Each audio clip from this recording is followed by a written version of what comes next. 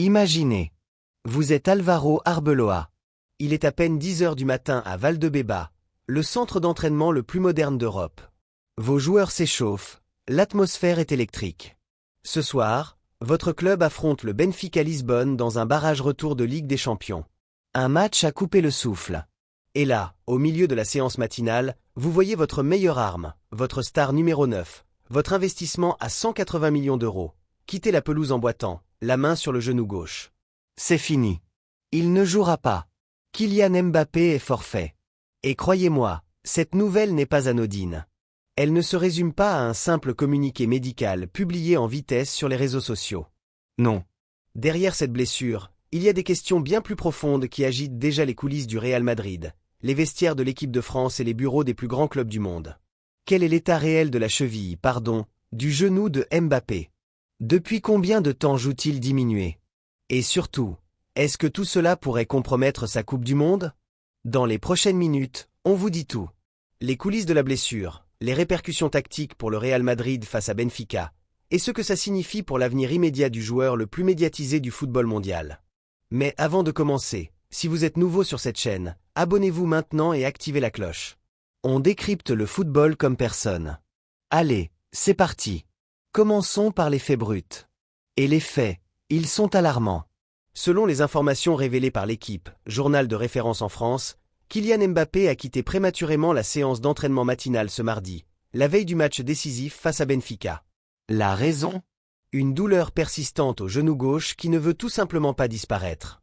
Après avoir quitté le terrain, Mbappé a passé des examens médicaux dans l'après-midi. Et les résultats n'ont laissé aucune place à l'interprétation ni à l'optimisme. La blessure n'est pas encore guérie.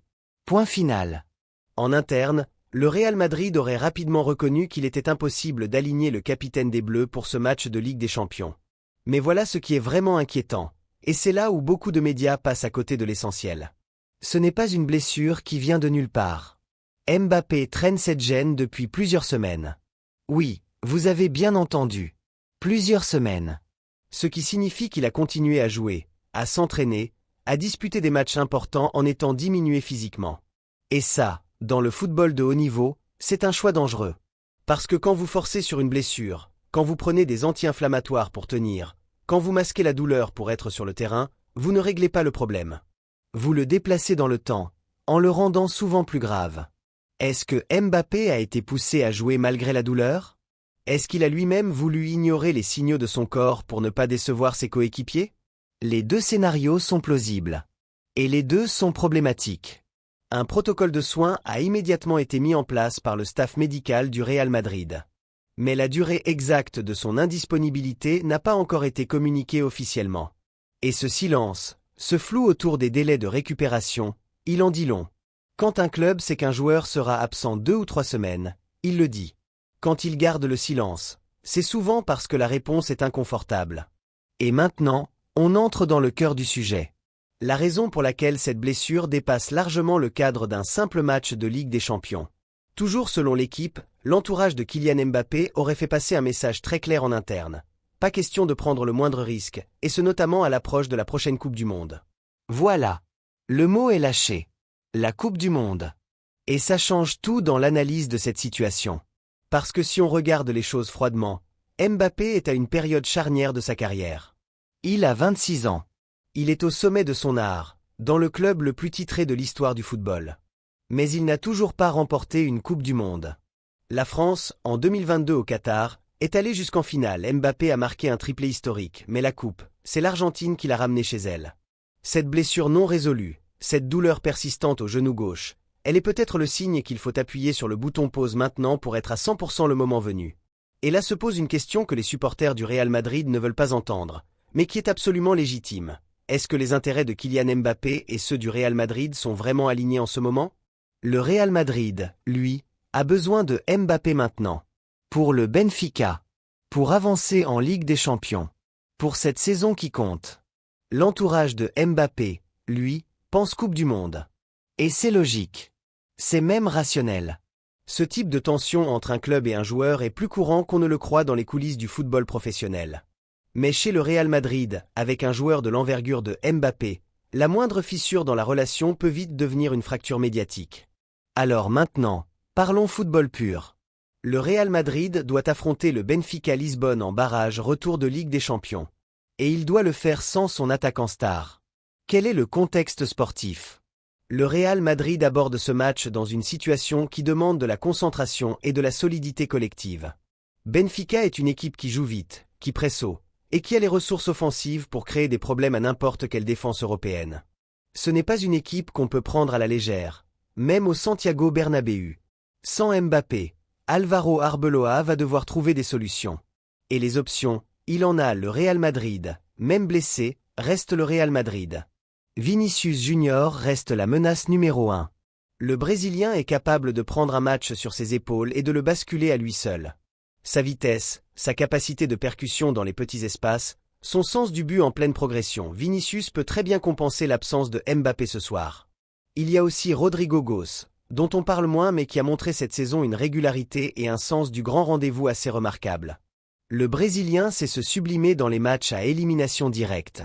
Et puis, il y a la question du milieu de terrain. Avec Bellingham qui peut monter plus haut, avec Valverde qui peut apporter de la profondeur, le Real Madrid a les ressources pour construire une animation offensive cohérente même sans le numéro 9. Mais soyons honnêtes. L'absence de Mbappé, ça se ressent. Pas parce que sans lui le Real est une équipe ordinaire, absolument pas. Mais parce qu'il apporte quelque chose d'unique. Cette capacité à accélérer le tempo en une fraction de seconde, à transformer un match nul en victoire sur une seule action. C'est ce coefficient d'imprévisibilité que le Real Madrid perdra ce soir. Le danger tactique principal sera la gestion des transitions. Si Benfica récupère le ballon haut et part en contre, le Real Madrid sans Mbappé perd sa capacité de pression offensive pour compenser les déséquilibres défensifs. Ancelotti le sait. Et il devra probablement opter pour une animation plus compacte, plus sécurisée, en s'appuyant davantage sur le collectif que sur le génie individuel. Il faut aussi avoir cette conversation. Celle que certains esquivent par peur d'être accusés de manquer de respect aux joueurs. La première saison de Kylian Mbappé au Real Madrid est-elle à la hauteur des attentes pharaoniques qui entouraient son arrivée? Honnêtement, non. Pas encore. Ce n'est pas un manque de talent. Tout le monde sait de quoi Mbappé est capable. Mais depuis son arrivée au Real, le Français a alterné entre des éclairs de génie et des séquences de relative discrétion. Il y a eu des problèmes d'adaptation au système de jeu. Il y a eu cette question du côté gauche versus son couloir naturel de droite à Paris. Il y a eu aussi cette pression colossale d'être le joueur du Real Madrid, dans un club où la pression est décuplée. Et maintenant, il y a cette blessure. Qui dure? Qui s'installe?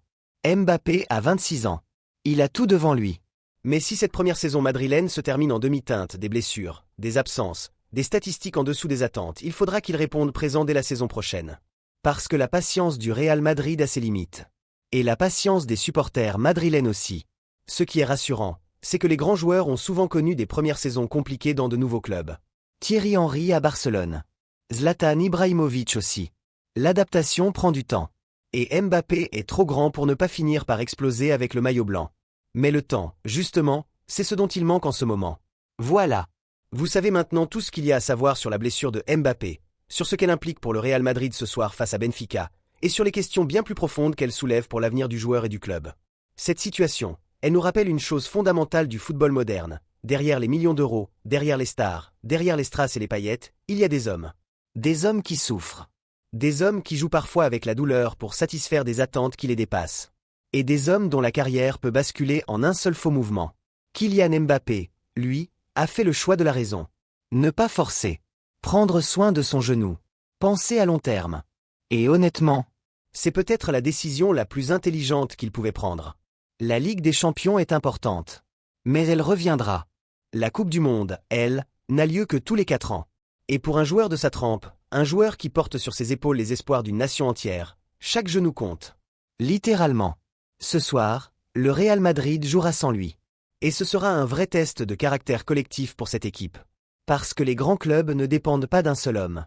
Et si le Real Madrid est vraiment grand et il l'est, il trouvera les ressources pour avancer. Maintenant, c'est à vous de jouer. Pensez-vous que le Real Madrid peut se qualifier sans Mbappé face à Benfica?